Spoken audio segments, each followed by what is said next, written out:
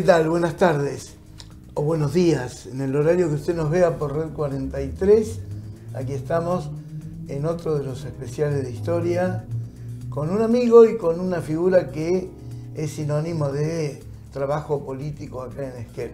Es una referencia política desde hace muchísimos años, prácticamente desde el regreso de la democracia, Horacio Iturriós, que además de actividades privadas y haber sido empleado durante mucho tiempo en una empresa estatal, ha estado vinculado al quehacer político local durante las últimas décadas, incluyendo, por supuesto, algunas actividades en el gobierno municipal y algún pasaje hace tiempo por el gobierno provincial.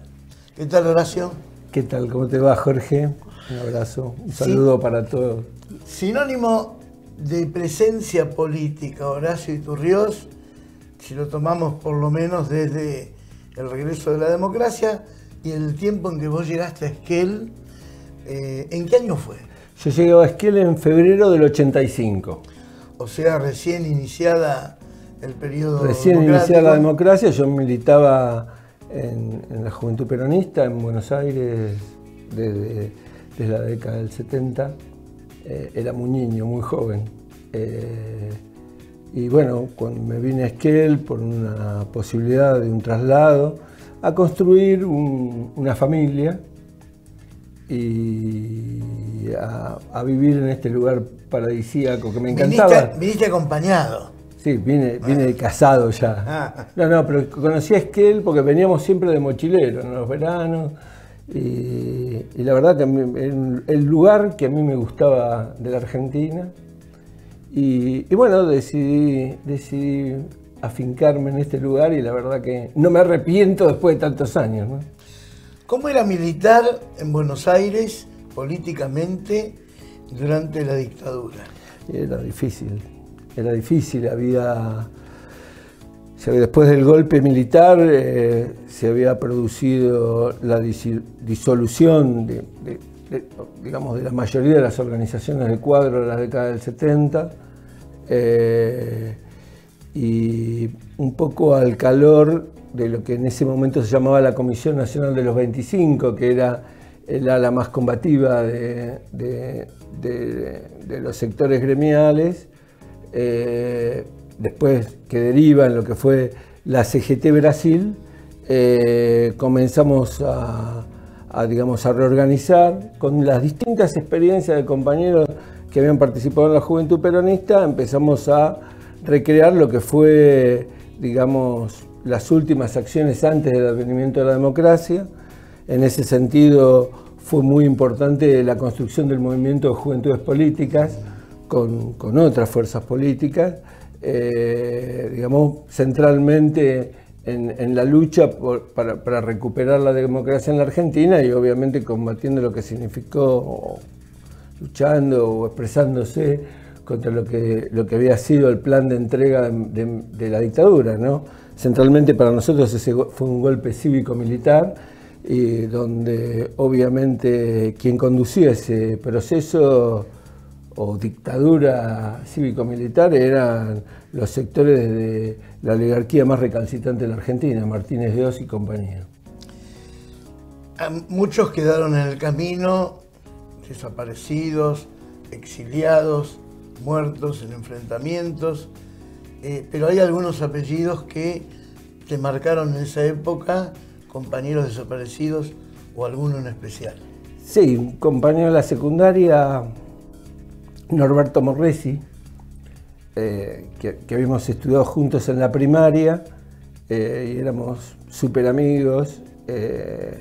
Creo que después hay otros que para nosotros, digamos que para mí significaron algunos, ¿cómo te puedo decir? Como un ejemplo de vida, como fue Dardo Cabo.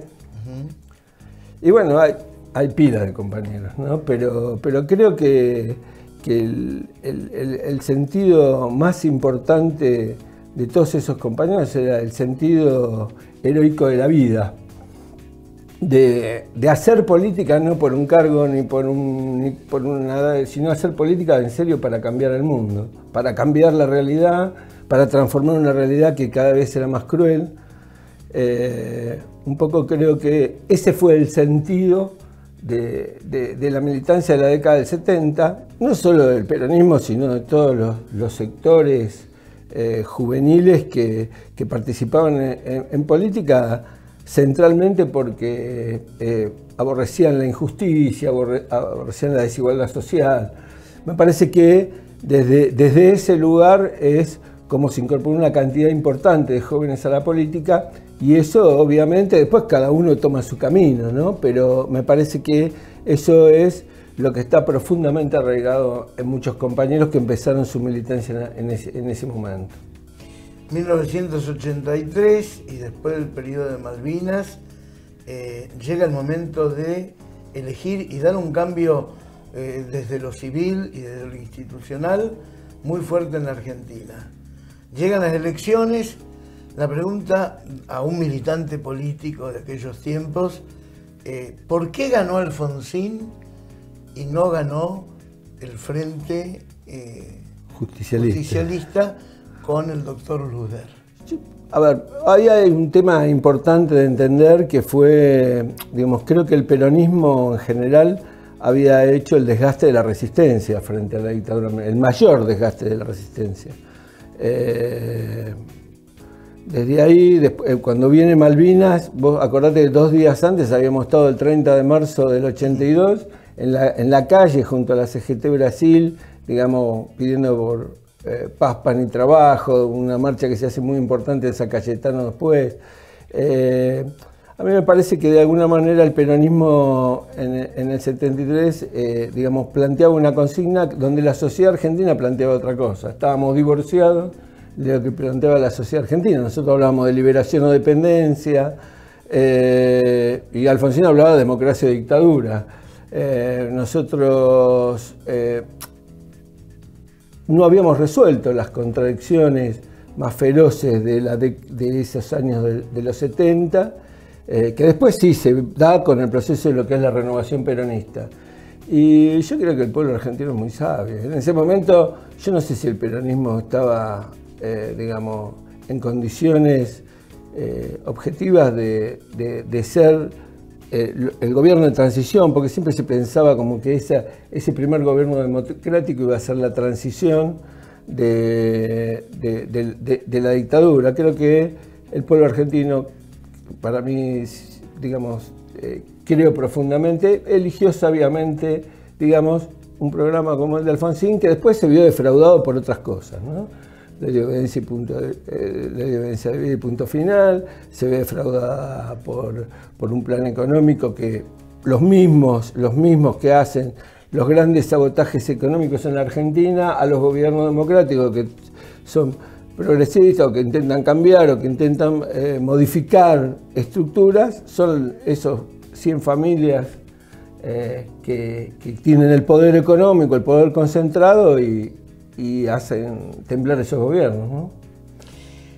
Pasado esta primera etapa, venís a Esquel, empezás a trabajar con el justicialismo local.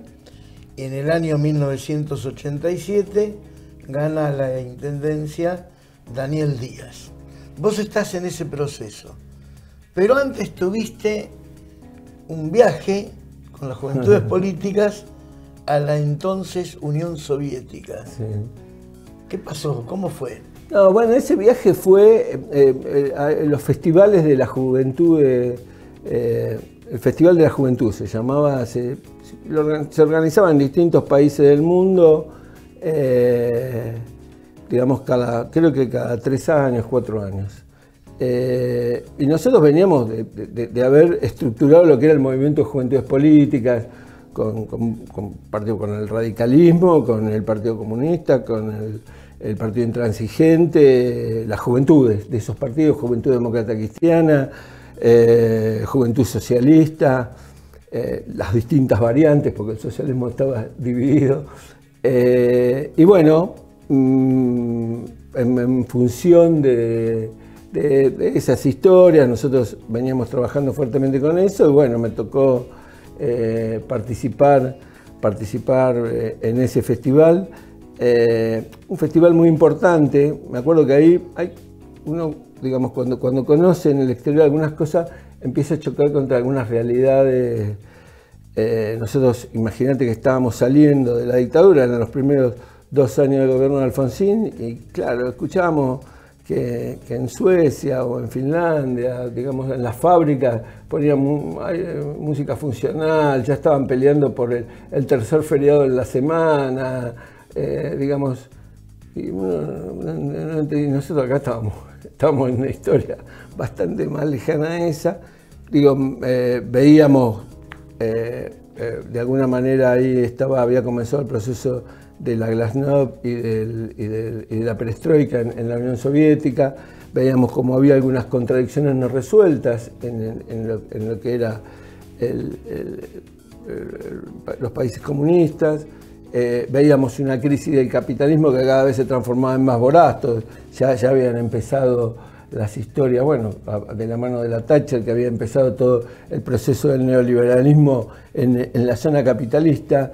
Y bueno, nosotros en un mundo que veíamos que iba a cambiar su configuración, teníamos la esperanza de que había comenzado la democracia en la Argentina. Fue una experiencia realmente interesante, de conocimiento de gente en el mundo y de poder absorber experiencias, digamos, que uno después naturalmente las lleva incorporadas con uno, ¿no? ¿Eso en qué año fue? 85, agosto del 85. O sea, 4 años antes de derribarse el muro. Claro. Es un símbolo lo del muro de Berlín, sí. Pero la disolución de la Unión Soviética, sí.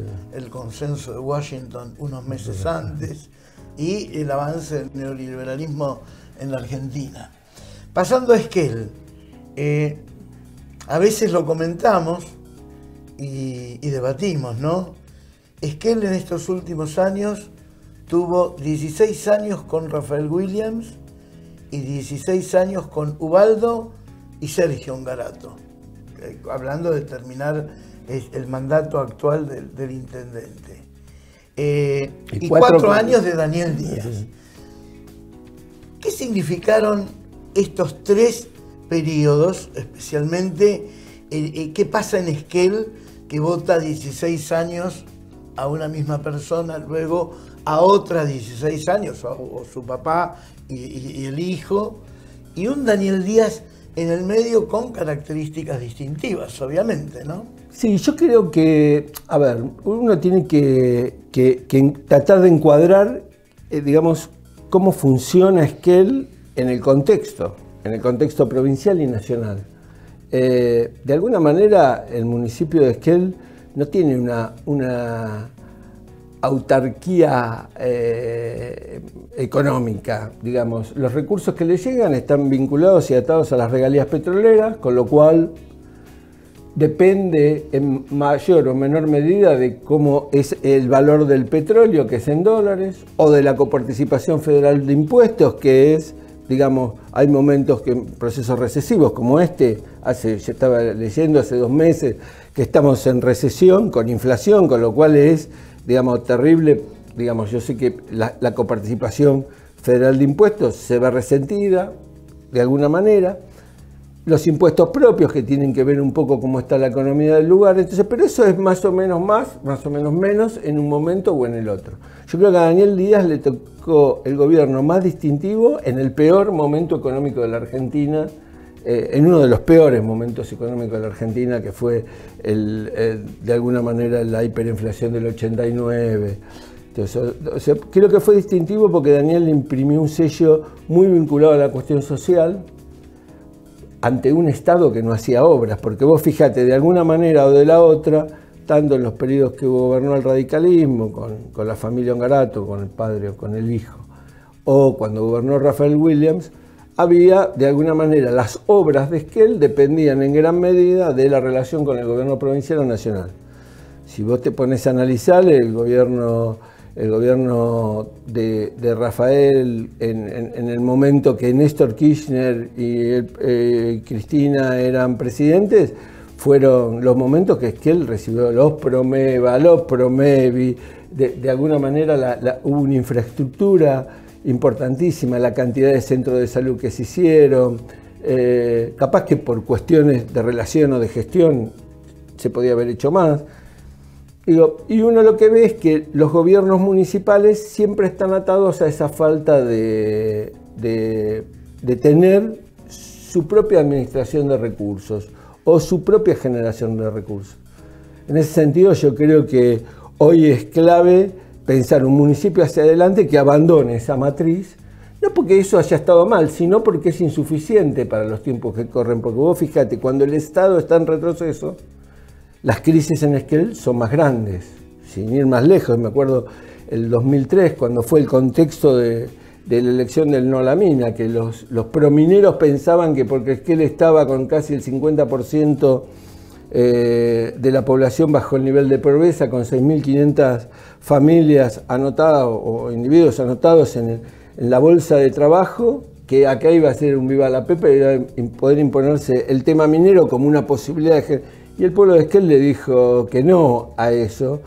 Creo que hoy estamos pensando seriamente que ese no tiene que ir acompañado, seguir fuertemente, digamos, vinculados con ese no, pero también ir pensando cuál es la matriz productiva de Esquel, pensar claramente cuáles son, digamos, que tenemos recursos como el tema del agua.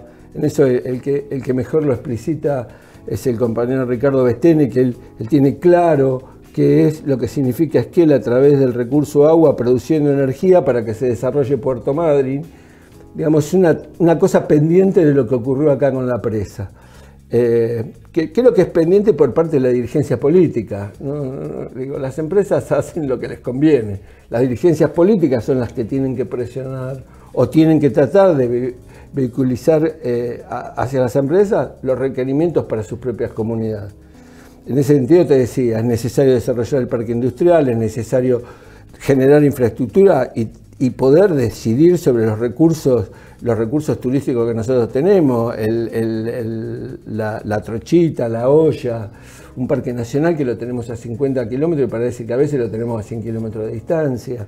Digo, me parece que en ese sentido la dirigencia, creo, el pueblo de Esquel está avanzando en una toma de conciencias rápida, muy rápida, para tratar de abandonar ese modelo administrativista que significa recibo las regalías, recibo la coparticipación, cobro los impuestos, pago los sueldos y si me queda algo, hago algo. Y si no, después voy a peregrinar a Rawson o a Buenos Aires para ver si consigo una obra de acuerdo al interés político del gobernante de turno. Me parece que Esquel se está poniendo los pantalones largos y se va a producir un cambio muy profundo con eso. Creo que eso va a ser, digamos, un punto de inflexión en la historia de Esquel.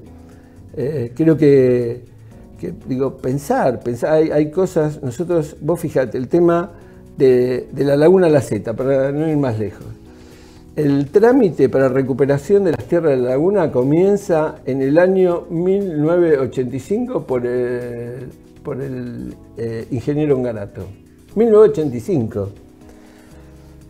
Sigue con Daniel Díaz, sigue con Ongarato, sigue con Rafael William. Recién el título de propiedad de las tierras de esas 1.100 hectáreas, que una parte es la de la Laguna La Zeta, otra parte es una zona alrededor de la Reserva Natural que creamos en el 2013. Vos pensás, desde el 85 hasta el 2013 para obtener el título de propiedad y poder desarrollar, digamos, ese lugar, un lugar de un atractivo bárbaro. Vos cualquier vecino de la Patagonia que venga del norte de Santa Cruz, de Comodoro Rivadavia, incluso de la costa, digamos, viene y se quedan maravillados con nuestra laguna. Creo que hay que ponerla en valor, pero vos fijate, recién en el 2013 recuperamos esa tierra y hay muchísimas más asentamientos del Estado Nacional o del Estado o de reservas del Estado Municipal, que yo creo que, y tenemos 2.500 familias que no tienen un terreno donde construirse una casa. Con lo cual, me parece que ahí hay una tarea, un desafío, hay una obligación pendiente por parte de quienes ejercen el gobierno para tratar de resolver esas cuestiones que son centrales. Hoy estaba escuchando unas declaraciones, sí, en Esquel tenemos, a pesar de que se agravó en el último año, de acuerdo a los datos del informe que hacen en la atención primaria de la salud. Están agravados los datos sociales con respecto al tema agua, cloacas, energía eléctrica. Me parece que ahí hay que poner el acento en recuperar los valores por lo menos del 2014-2015. Te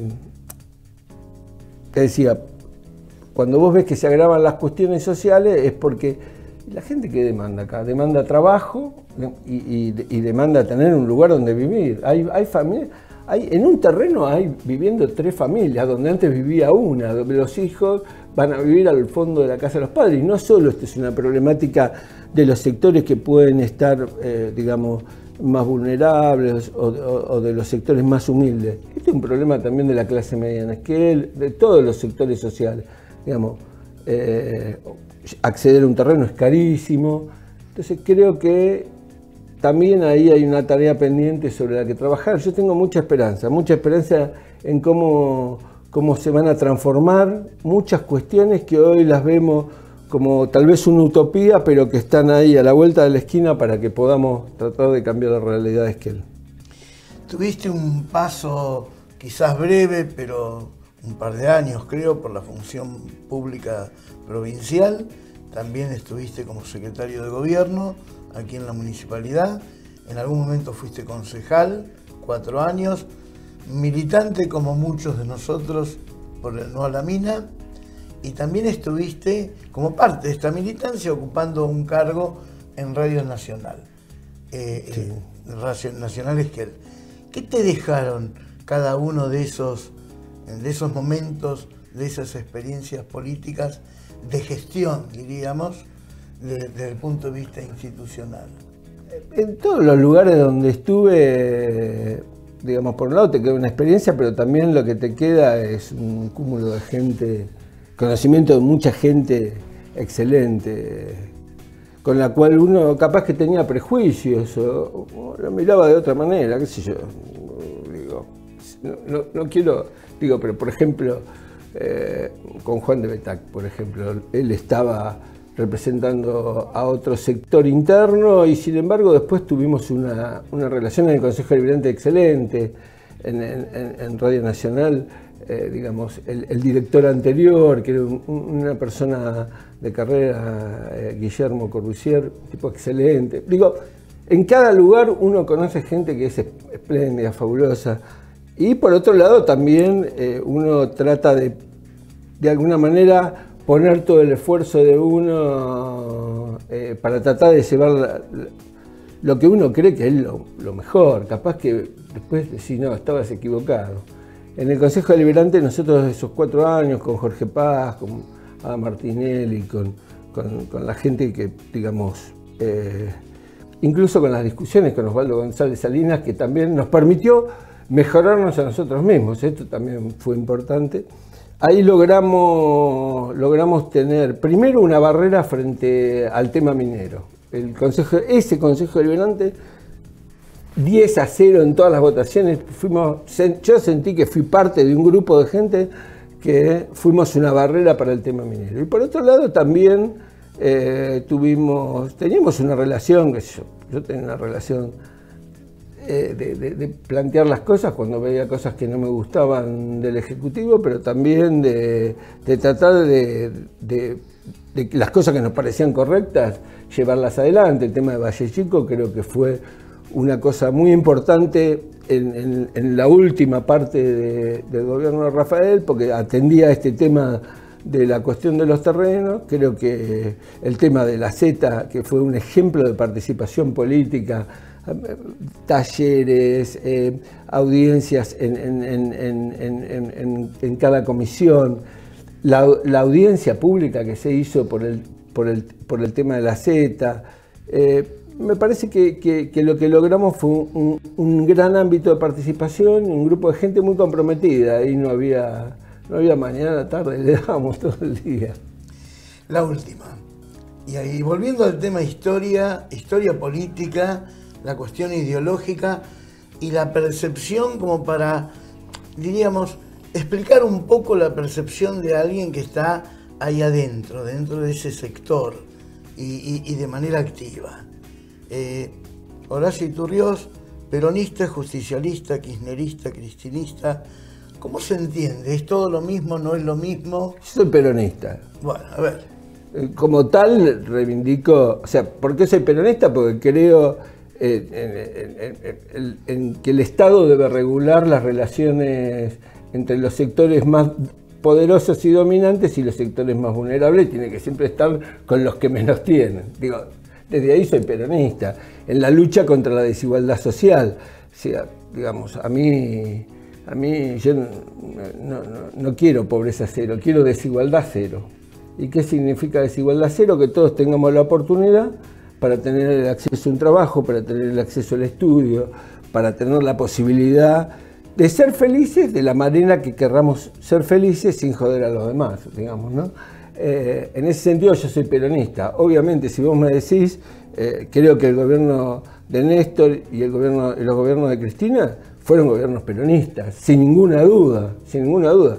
También puedo decir, digamos, uno puede visualizar, che, algún error cometimos, pero la verdad que frente a lo que está ocurriendo en la Argentina, me guardo la autocrítica para mi casa y para mí, para ver qué cosas hay que corregir, porque esto es terrible, esto es 180 grados hacia otro lugar. Que yo digo, obviamente nos gobiernan los alumnos del Cardenal Newman, defienden los intereses de los que egresaron del Cardenal Newman, que es un colegio, para los que no lo saben, donde va la élite de Buenos Aires. De Buenos Aires, además, no del resto del país. Así que acá hay un gobierno que está gobernando para 100 familias. Y esas 100 familias, hay algunos que se creen que son parte, y dice, una frase del actual intendente que la verdad que me parece un espanto, cuando dije yo soy Macri en Esquel, que dijo Sergio Angarato. La verdad me parece horrible que diga eso. Creo que se va a arrepentir de esa frase, porque lo que está ocurriendo en la Argentina no tiene retorno, han endeudado el país en 3 años. Insisto, es probable que había cosas que había que corregir. Ahora, dolarizar las tarifas, cada vez generar más desocupación, vemos lo que está pasando en algunos lugares. El tema de la represión es una cosa que a mí me duele. Digo, vivir con miedo en democracia es una cosa terrible. Digo, para quienes vivimos la dictadura, nunca imaginamos que podíamos volver a pensar, che, tengo miedo, ¿dónde están mis hijos? ¿Dónde está la familia? Digo, creo que lo que está haciendo este gobierno, que yo creo que les está yendo fabuloso. Endeudaron la Argentina por 100 años, el próximo gobierno va a tener que resolver ese endeudamiento y están gobernando para que sigan enriqueciendo 100 familias. El resto la va a mirar con la ñata contra el vidrio.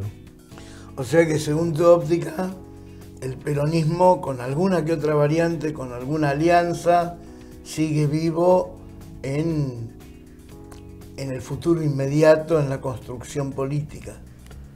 El peronismo va a ser, digamos,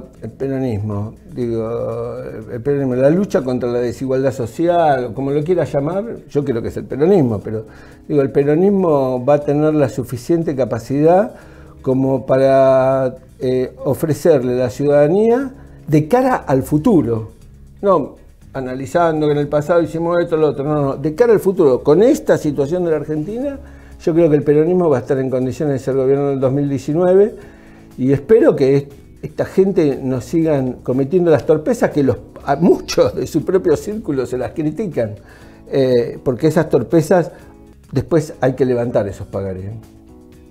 Nos quedamos con la posibilidad de seguir hablando de historia política de Esquel en algún otro momento, pero bueno, siempre es bueno tener un referente después de tantos años que ha sido de algún modo testigo y de un gran modo también protagonista desde el punto de vista institucional. Yo pido disculpas si alguno que ve este video se sintió alguna vez ofendido por algo, pero en realidad siempre en la vida dije lo que pensaba, hice lo que sentía y creo que hoy quiero reafirmar mi compromiso, que tengo mucha fe de que Esquel va a producir un cambio estructural en los próximos años de cara a que todos los sectores sociales que componen Esquel podamos seguir disfrutando de este lugar tan hermoso y que la gente que hoy la está pasando mal pueda mejorar sustancialmente su calidad de vida. Para cerrar, tiraste una consigna política muy interesante: desigualdad cero. No se ha escuchado hasta este momento, así que no se la roben, ¿eh? No, en todo caso, que la sigan. Que la sigan. Bueno, gracias, Horacio. Jorge, gracias, un saludo a todos los vecinos. Hasta la próxima en Especiales de Historia.